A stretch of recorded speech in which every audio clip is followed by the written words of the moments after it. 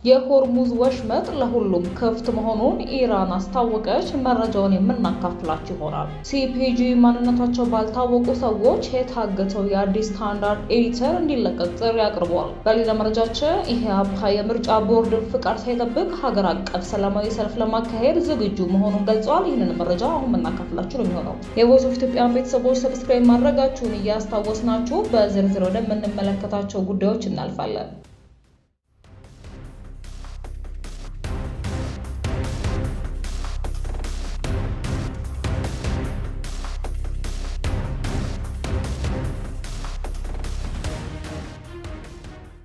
ኢህአፓ የምርጫ ቦርድን ፍቃድ ሳይጠብቅ አገር አቀፍ ሰላማዊ ሰልፍ ለማካሄድ ዝግጁ መሆኑን ገለጸ። የኢህአፓ ዋና ጸሐፊ ምስጢረ ስላሴ ታምራት ለአዲስ ስታንዳርድ ገለጹት። ፓርቲው የታቀዱትን ተቃውሞዎች አስመልክቶ ለምርጫ ቦርድ በይፋ ማሳወቂያ ያስገባ ቢሆንም እስካሁን ምንም አይነት ምላሽ አላገኘም። ለብሔራዊ ምርጫ ቦርድ ስላስገባነው ደብዳቤ እስካሁን ያገኘነው ምላሽ የለም፣ ምንም ሳያሳውቁ ነገር የለም፣ አሁን እየጠበቅን ነው ብለዋል። ምንም አይነት ምላሽ ባይሰጥም ፓርቲው ካስፈለገ ከምርጫ ህጉ ማዕቀፍ ውጪ ለመንቀሳቀስ መዘጋጀቱን ምስጢረ ስላሴ አመላክቷል። ይህ ሰልፍ በምርጫ ቦርድ ማዕቀፍ ሊከናወን የማይችል ከሆነ ከምርጫ ህጉ ውጪ ህገ መንግስታዊ መብታችንን እንጠቀማለን ሲሉም ገልጸዋል። ዋና ጸሐፊው አጽንኦት ሰጥተው እንደተናገሩት ህገ መንግስቱ ሰልፍ ለማካሄድ ማሳወቅን እንጂ ማስፈቀድን አይጠይቅም። ይህም አቋም ፓርቲው ከምርጫ ቦርድ ጋር በሚያደርጋቸው ውይይቶች ሁሉ በቋሚነት የሚያነሳው መሆኑንም ጠቁመዋል። እንደ ምስጢረ ስላሴ ገለጻ ይህ ጉዳይ የብሔራዊ ምርጫ ቦርድን ስነ ምግባር ደንብን በሚፈረምበት ወቅትም ተነስቶ ነበረ። በወቅቱ ፓርቲው ሰልፎችን ለማዘጋጀት ፍቃድ የሚለውን አገላለጽ የተቃወመ ሲሆን ምርጫ ቦርድ ግን በርካታ ፓርቲዎች በአንድ ቦታና ጊዜ ሰልፍ ለማድረግ ቢጠይቁ የሚፈጠረውን ግጭት ለማስቀረትና ማስተካከያዎችን ለማድረግ እንዲቻል ማስፈቀድ አስፈላጊ ነው የሚል መከራከሪያ ማቅረቡንም ተናግረዋል። ኢህአፓ ግን እንደዚህ ሁሉ ያሉ ድንጋጌዎች ህገ መንግስታዊ ዋስትናዎችን የሚቃረኑ ናቸው የሚል አቋም አለው። ምርጫ ቦርድ ለዚህ አሉታዊ ምላሽ ከሰጠ ህገ መንግስታዊ መብታችንን ወደ መጠቀም እንሸጋገራለን ሲሉም አክለዋል። ፓርቲው በ10ሩም ከተሞች ሰልፉን ለማካሄድ ዝግጅቱን መቀጠሉንና አዘጋጆቹም ሰልፎቹን በተመሳሳይ ጊዜ ለማከናወን ዝግጁ መሆናቸውን ገልጸዋል። ኢህአፓ መጋቢት 30 2018 በወጣው መግለጫ በመጪው አጠቃላይ ምርጫ ምቹ የምርጫ ሁኔታዎች የሉም በሚል በሚያዝያ 30 ቀን አገር አቀፍ ሰላማዊ ተቃውሞ ለማካሄድ ማቀዱን ማሳወቁ ይታወሳል። እንደ ፓርቲው ገለጻ የታቀዱት ሰልፎች በሀገሪቱ ባለው ፖለቲካዊና የጸጥታ ሁኔታ ላይ ትኩረት ለመሳብ የታለሙ ናቸው።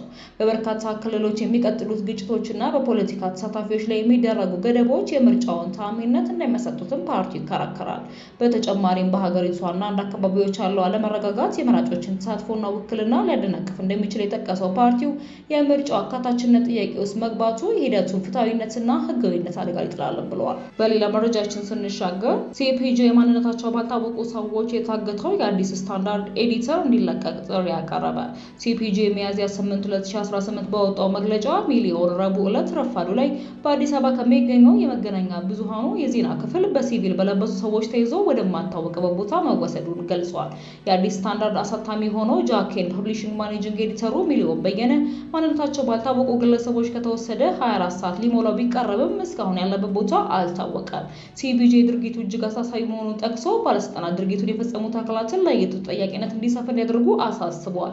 የኢትዮጵያ ባለስልጣናት ሚሊዮን በየነን ማን እንደወሰደ በአስቸኳይ ማረጋገጥ እንዲለቀቅ ማድረግና ተጠያቂዎችን ለህግ ማቅረብ አለባቸው ብሏል። ሙተኪ ሙሞ አዲስ ስታንዳርድ ይፋ ያደረገው የደህንነት ካሜራ ምስል ቢያንስ 3 ሰዎች ከድርጊቱ በፊት በህንጻው ውስጥ ሲንቀሳቀሱ የሚያሳይ ሲሆን ተቋሙ ድርጊቱን በታቀደና በተደራጀ ሁኔታ የተከናወነ ሲልም ገልጾታል።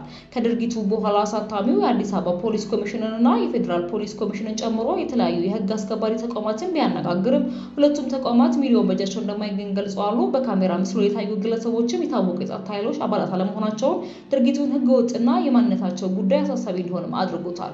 ጃኬን ፐብሊሽንግ ፖሊስና የኢትዮጵያ ሰብአዊ መብቶች ኮሚሽን በጉዳዩ ላይ በአስቸኳይ ግልጽ ምርመራ እንዲያደርጉና ኤዲተሩ በሰላም እንዲመለስ እንዲያደርጉ ጠይቀዋል። በተጨማሪም አሳታሚው ይህንን አፈና ባለፉት ወራት በአዲስ ስታንዳርድ ላይ እየበረታ ከመጣ ተደጋጋሚ ጸጥታና የአስተዳደር ጫና ጋር አያይዞታል። ከነዚህ ጫናዎች መካከል የኢትዮጵያ ሚዲያ ባለስልጣን ባለፈው የካቲት 2018 ከብሔራዊ ጥቅም ጋር የሚቃረኑ ይዘቶችን ያሰራጫል በሚል የጣለውን የስራ ፍቃድ ስረዛ ውሳኔም ይጠቅሳል። አሳታሚው አንድ ማኔጂንግ ኤዲተር ከዜና ክፍል ጋር መታገቱ በኢትዮጵያ ያለው የፕሬስ ነጻነት፣ የህግ የበላይነትና የጋዜጠኞችን ደህንነት አደጋ ላይ የሚጥል መሆኑን አሳስበዋል። የቮይስ ኦፍ ኢትዮጵያ ቤተሰቦች ዳግም ሰብስክራይብ ማድረጋችሁን እያስታወስናችሁ ወደ ሌላችን ወደ ያዝንላችሁ ሰበር መረጃ እናልፋለን። የሆርሙዝ ወሽመጥ ለሁሉም ክፍት መሆኑን ኢራን አስታወቀች።